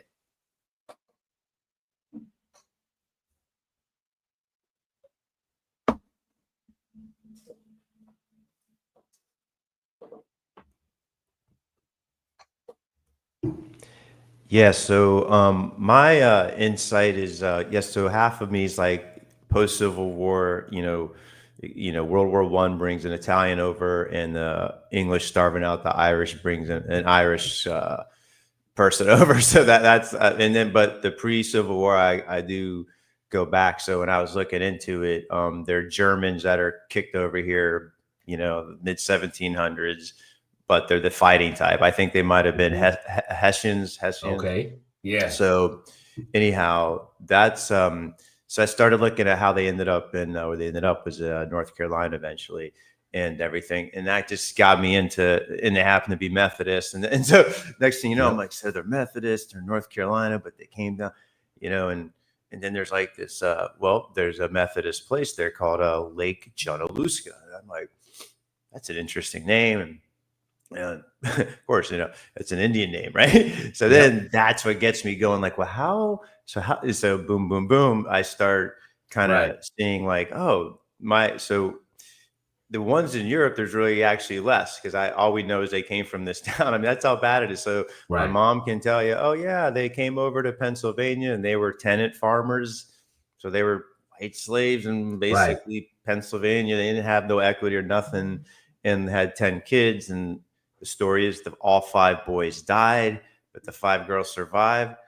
Now that I've read what I've read and understand what I understand, who really knows about those 5 young boys? Did they go to a school? Right? Did they really, who knows, right? Maybe they got sent to, I don't know, but it's really harsh sounding stuff, right, on that end. And I'm like, wow. So then I have a little bit where they were homesteaded in the early 1900s. And now and this is where the taxes got them after World War II. So there's a lot of white people out there who don't even know in their own history of even it. Yes, I'd say 75% of white people are here after the Civil War. Right. So let's keep it at that for sure. Yeah. And these Homestead Acts, right, do the exact same thing to the white guy that they actually would do to the Indians, because you'd read a lot of the treaties, you had to make that land, that 640 acres, like productive or whatever. Because what you're saying. So, yeah, it's really wild. It's really wild stuff. What was the other one about deduction about it? It was the and the Freedmen's, what they would okay. So if you were a expert farmer, I can't believe I just read this. I forget the phrase. You had to immediately start. This is during the Reconstruction. If you basically knew what you were doing, which of course for all the American Indians out, right, they're going to tax you immediately. And for all the white guys, they had like 25 years before they have to start paying tax. And then they had like the in-betweeners. Okay, you guys start paying at 10. I just found this out. I was like, wow. So they're like, oh, you guys know what you're doing. You're getting powerful again, because we know it starts happening, right? Right. Just, boom. Okay, well, you got to start paying tax right away. Ah, man. You see what they do? Well, I'm like, that's the same thing. Like, it's going on, right? So that's so I track back and I'm like, okay, this is interesting to see how I have one side where they're basically kicked out of Ireland. They're the Catholics. So they're the Irish Catholic that come over, which means literally they were, boom, kicked through, because they're actually Scottish. So they're call themselves Scottish, but they're actually Scottish, but they got kicked to Ireland and kicked to America and then starved out. So it's like, I'm like, yeah, you see the same thing happen. Like, you see what they're doing. And then they brought in these other group, the Protestants, and they took over, and off we go. But, divide up the land. So yeah, that's, it's just interesting to me that this is the way they're treating these guys that they're bringing over after that war. And then when you read this propaganda that I read, that this book was written to show us how bad slavery was in the South. Just so you know, a journey through the Southern Seaboard slave state. He's writing this book to tell us how bad it is. Right. And then I read it, and it's talking about how good it is. Just from a couple notes, like directly from the book, right? Right. He says, where's a good one? He says, here's a fine-looking, well-dressed, and well-behaved colored young man. They sat together with a white man on a seat in the train cars. I suppose the white man was his master, but he was much less like a gentleman of the two. The railroad company advertises that it takes colored people only in second class, but the servants seem to go with their masters everywhere. This is great. Once I rose and offered a white woman my seat because it had several vacancies around it. She accepted it without thanking me and immediately installed her in a stout Negro woman, took the adjoining seat for herself, and then seated the rest of the party next to her. And it consisted of a white girl, probably her daughter, and a very bright and very pretty mulatto girl. The familiarity and closeness of the intimacy that would have been noticed with astonishment, if not with manifest displeasure, in almost any chance company at the North. When the Negro is definitely a slave, it would seem that the alleged natural antipathy of the white race to associate with him is lost. That's the guy writing the book that I'm reading. Yeah. That's the abolitionist movement. And it's funny you say that. So it's plenty. The chat's been going crazy these last couple of minutes. So to summarize, and I want people to be very clear about what we're saying. For one, first things first, Black's Law Dictionary, edition 1. Go look up what master and servant means, because we keep using the term slave so everybody can stick with the connotation. But when we're saying slave, cross that out and just say employee, because legally This is what this word meant at the time. It did not mean bondage. It did not mean you were captured. It did not mean you were being beaten or anything of the sort. As a matter of fact, it's a lot of information and substance proof that shows that the value of your slaves went up the better that you treated them, which makes sense because without them, nobody works the land. You can't work the land by yourself. You need people, right? So while we're saying this, I want you to understand and bringing in somebody said, if, hold on, let me see. She said, if the Black Caucus were to study this, then white people would get the reparations. So the funny thing about what's going on is that at this time, a white European would love to come to America versus being in Europe because at least they have a chance to get out of their caste system. So this is what people don't understand. So they weren't coming over here to get slaves. They were coming here to get out of slavery. As long as I can go back to Italy and Ireland. Yeah. Go ahead, Matt. What you got? Man, I'll be honest with you. Can you hear me? Yeah, I can hear you. I mean, what he said is the account, man. I think just people got to understand their timeline. I mean, I like the honesty of the fact that we know a lot of the people that's here today, they considered Caucasian, white. 1870, when the census obviously used the word Caucasian, you know what I'm saying? Tied to the term white, it's tied to the immigration, it's tied to the people coming in that are going to fit underneath the category, which I think now because of the term slave and the labor force tied to the people being called free people of color, you know what I'm talking about? Yeah. It's being misconstrued, you know what I'm saying? And how they're treating their labor force and not being taxed a certain way, or how they're being taxed within the certain states or regions, indigenous or colony-wise. We call it 13 colonies, right? So I think when we understand the whole situation, then we'll really be able to clarify the understanding of this term, free people of color, the term labor, which is tied to the term slavery, like today people work W-2s, right? You get benefits, and different levels of a career, perhaps you getting 401ks and shit, but you working, you know what I mean? They call you right now, I gotta go to work, you know what I mean? So labor, you know what I'm saying? I think it's been misconstrued over time and what it's tied These were to. labor relations, you know what I mean? and disputes. So, I mean, and some people got bad bosses, some got better. Just like today. Yeah, ain't but change. Yeah, I don't want to be biased about it because in this day and time, people make a real lot of spooky shit out of it. You know what I mean? But they don't understand the lawful part of it. But I'll just tell everybody to go look up that part for yourself, which we're showing you, and you can go research it. You know what I mean? You know how the party do. You know what I'm saying? And this is a special. We've been off chilling since we supposed to be back. We owe you monology. Shout out to God of Green. We got some shit coming though soon, but we just got it. We had to pop out with this one. Shout out to Travis. Though. I don't got nothing else to say really. I'm gonna let you know it's almost 10 o'clock. You know what I mean? We didn't hit our 2-hour mark, bro. I knew he was gonna get everything in this first one, man. So can't get everything. We're gonna have to bring him back if he will. We're gonna have to bring you back, Travis. So if it was your first time, you did good, bro. You did good. I'm glad you showed up. Definitely was a good build. Travis, before we get out of here, though, I want you to go ahead and plug your social media so people, our audience, can come follow you and show you some love. Thank you. Yeah.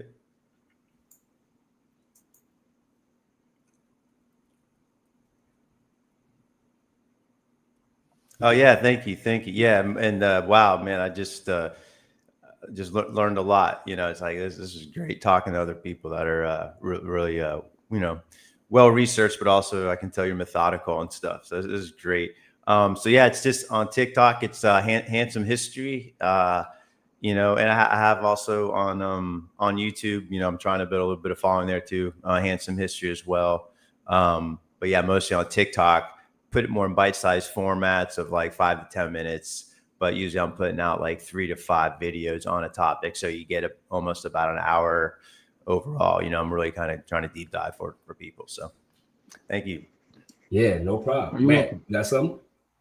No, I see people in the audience. I see the last thing in the chat, and he said some of the stuff is advanced, and it could be confusing. And it is if you don't understand. You are right. You know what I mean? I'm not going to act like what we're talking about is just easy to understand overnight. You know what I mean? Especially if you've been going off narratives on the white-black racial thing and not understand ethnicities, the different immigration situations, the censuses, naturalization acts, Constitution, free people of color, free white person.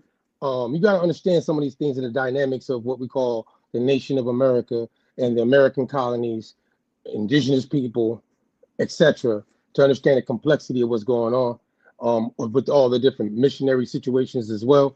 So yeah, it could get confusing. So I'm not trying to troll him or anybody else that might not clearly understand nothing, because you know how the party goes. Hey, because I can relate. I don't waste hey, my bro, time. look, I got Louisiana education, so I understand. You know this. I tell Mac all the time. Mac, it can go. You know, so this is heavy. And this part, I'm leaving it alone. Tell you the truth. You know how I am on this. You know that's why we took a break. And I'm like, a lot of this stuff, a lot of people ain't capturing. That's why I appreciate talking to somebody, as they will call the other ethnicity. They call in this country white, right? I'm sorry to say it like that, Travis, but that's what they would say, right? So, and he's reading things. We have things in common, dealing with American history and non-biased, and it's just this is what we got this in common. This is what's happening, and the party's always been about that. You know what I'm saying? So I'm not. We always told people, you know, we could put some money on a timeline. You know what I mean? I told people we could put the money on a timeline if you want to go there, but on an educational, because I'm being educated too, type of thing. We sharing it, you know what I'm saying, for free, as they say. You know what I mean? Yeah, Thomasley, do your thing. Hey, so this is what I want to say to him. In all honesty and sincerity, the best way to start getting these things down is you can't just play these type of videos one time through. You got to go back when it's not live, stop it. When you hear something that you've never heard of, you got technology. Every one of y'all is either on a tablet, computer, or a phone, right? And go and Google these different laws or different time periods that we're speaking of, so you can do further research on them. So that way, when you hear it, it'll connect. Because if you won't, like, there's no way that, like, because we tried and we thought, how can we make this as simple as possible, but still provide some value? So it's a very fine line, you know what I mean? But we rocking with y'all. Watch our older video. We got probably dozens of videos where we walk down several different topics. We really just got to take your time with this history, because there is no microwave. The only way you can get better is continually to read and challenge narratives and do your own research. You know what I mean? So that's really all I got out of it. We got somebody but yeah, y'all keep tapped in with us. Kendrick says that was fantastic. Appreciate you. We got a lot of other people saying the same thing. We had almost 50 people stay with us the whole time. So that's pretty impressive, Travis. You know, it's your first time. Hopefully it's not your last time. Mac, you got anything? Travis, you got anything before we leave out here? No, I kept it gullet. You hear me? This is for gullet. Go ahead, Travis. I'm sorry. Go ahead. You first. Yes. No, you're going to kick in a second.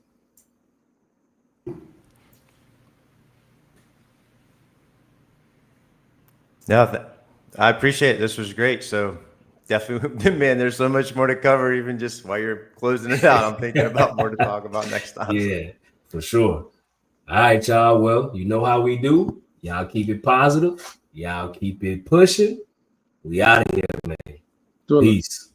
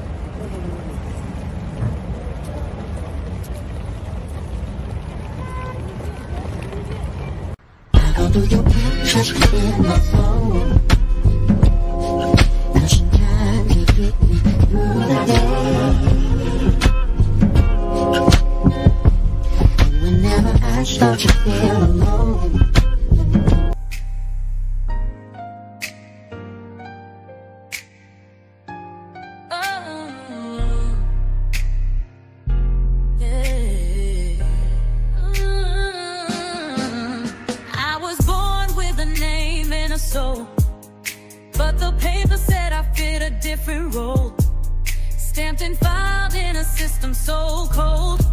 They never asked me, they just told. They call me person, but that ain't who I am. I come from people, from spirit, from land. It's more than a label, it's how they divide. But I know the truth deep down inside. People got power, people got pain. Persons of paper caught up in the game.